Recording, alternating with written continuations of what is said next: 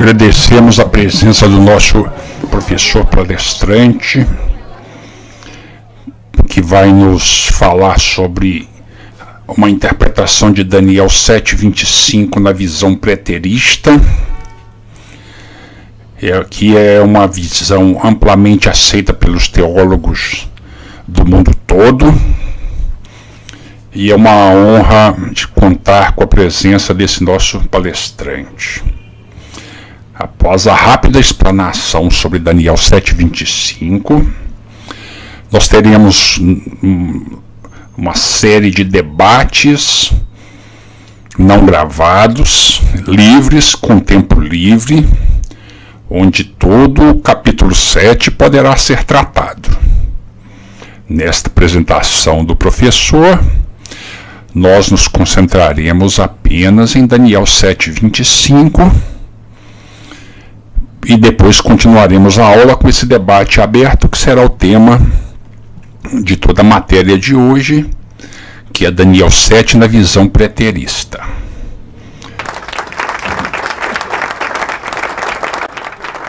Agradecemos as palavras gentis do professor e coordenador deste curso, nesta matéria interessantíssima de interpretação profética, regras de hermenêutica, com alguma pitada de escatologia, e vamos tentar ser bem rápidos na exposição de Daniel 7:25, e depois poderemos, nos debates que não gravaremos, detalhar com bastante informação o capítulo 7 na visão preterista de Daniel.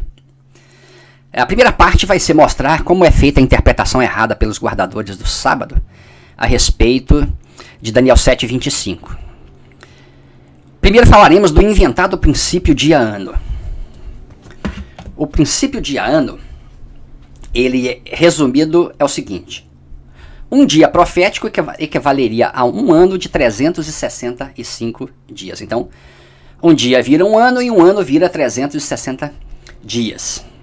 Essa invenção ela é retirada através de uma hermenêutica e exegese totalmente distorcida e sem nenhum fundamento mínimo, que é lido em Números 14:34 e Ezequiel 4:4-6, onde eles pegam lá que Deus deu uma punição através de anos equivalendo a dias de transgressão. Quer dizer, um dia de transgressão equivaleria a um ano de punição. Fez isso lá em Números 14:34, e lá em Ezequiel 4:4-6 também ele cita algo parecido.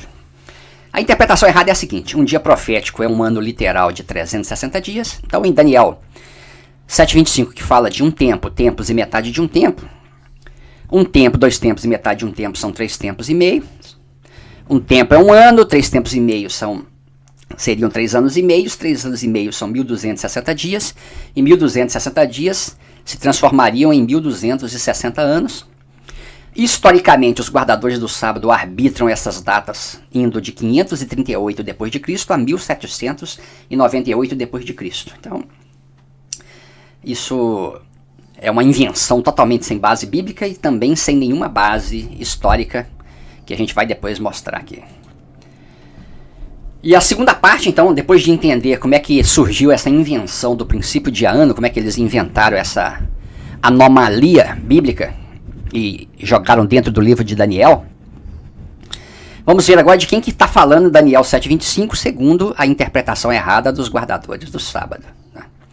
Nós temos 2 elementos: o primeiro, que significaria mudar os tempos e a lei, e segundo, quem estaria fazendo isso, quem estaria supostamente mudando esses tempos e a lei.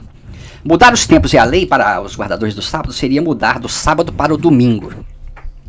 Só que isso não tem também nenhum fundamento bíblico. Não existe nenhum lugar na Bíblia inteira que você consiga demonstrar que mudar tempos e a lei é mudar sábado para o domingo, porque os próprios guardadores do sábado dizem que não existe domingo na Bíblia, ao acusarem a Igreja Católica de ter mudado a guarda do sábado para o domingo.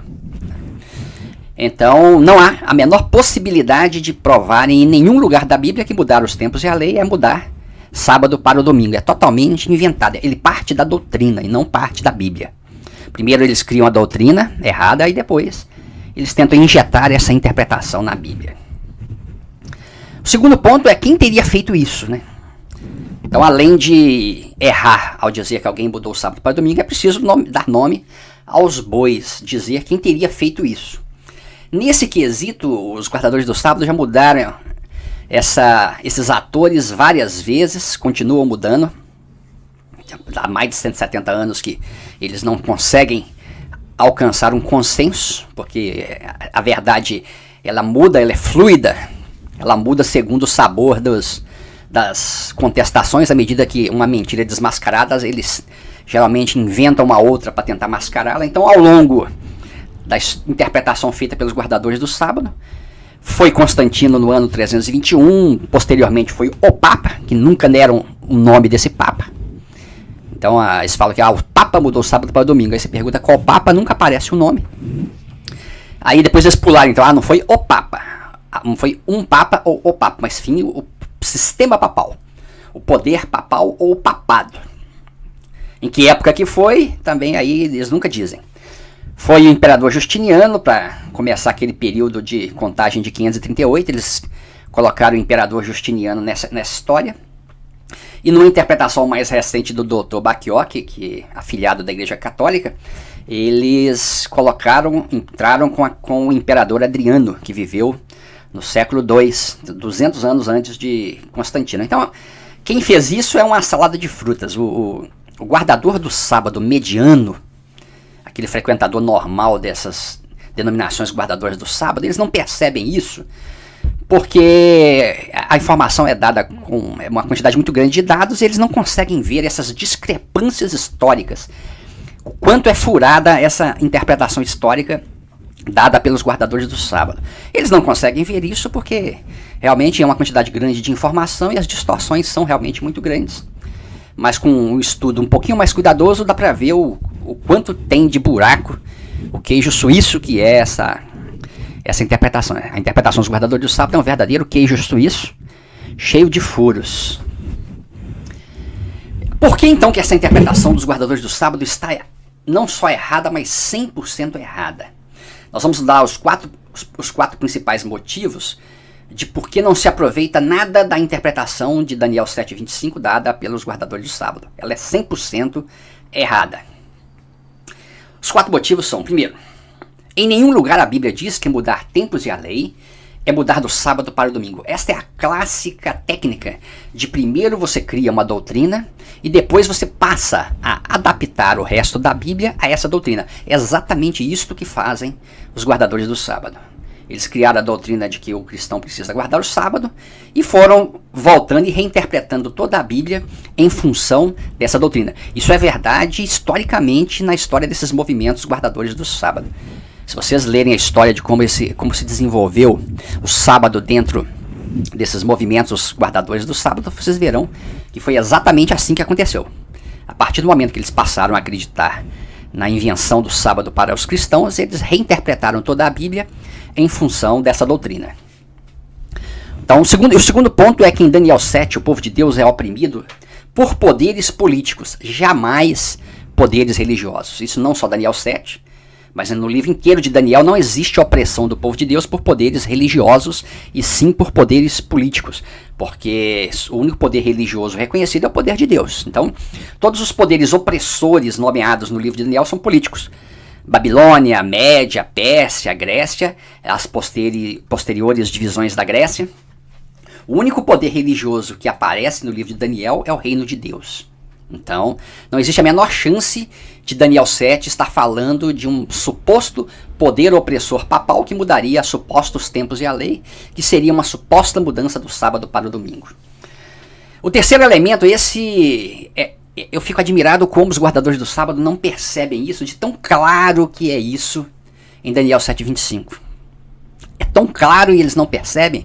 É uma demonstração muito clara de como a cegueira impede a pessoa de enxergar uma verdade bíblica simples.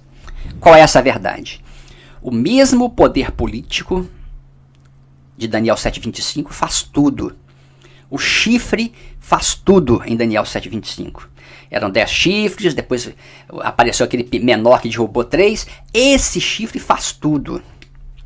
Portanto, se o período inventado de 1260 anos for do ano 538 até 1798, tudo teria que ocorrer nesse período e acabar nesse período.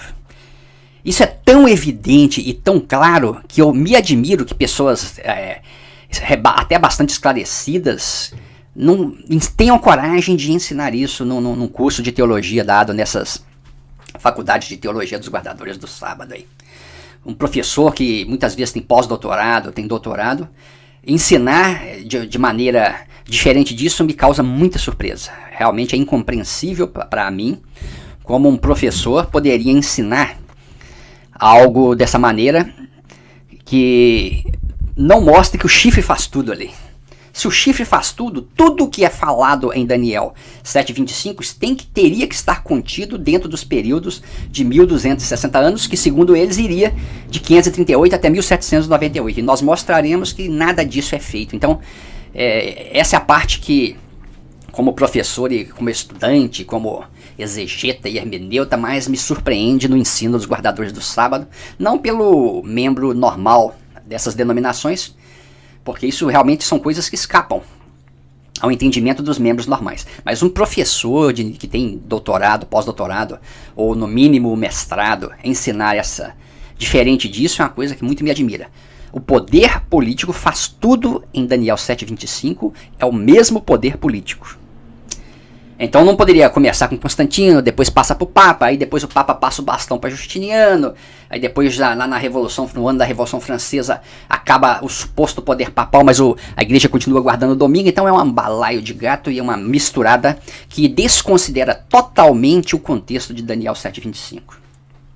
E por fim, a suposta mudança do sábado para o domingo teria que acabar em 1798, na data inventada pelos guardadores do sábado como data final do inventado período de 1260 anos. E como eles acusam a Igreja Católica de ter mudado do sábado para o domingo a partir de 1798, a Igreja Católica teria que ter voltado a mudar do domingo para o sábado. Como ela não fez isso, derruba totalmente a interpretação de Daniel 7:25. Então, desmascarando a falsa interpretação dada pelos guardadores do sábado a respeito de Daniel 7:25, temos o seguinte: a interpretação de Daniel 7:25 feita pelos guardadores do sábado não é baseada na Bíblia. Biblicamente, não é possível demonstrar nada do que eles falam. Não é possível mostrar em Daniel 7:25 que mudar tempos e a lei é mudar do sábado para o domingo. Você não tem como mostrar isso na Bíblia. Não tem como mostrar na Bíblia que ali é um poder religioso. Daniel 7 não fala de poderes religiosos a não ser Deus, o poder, o reino de Deus.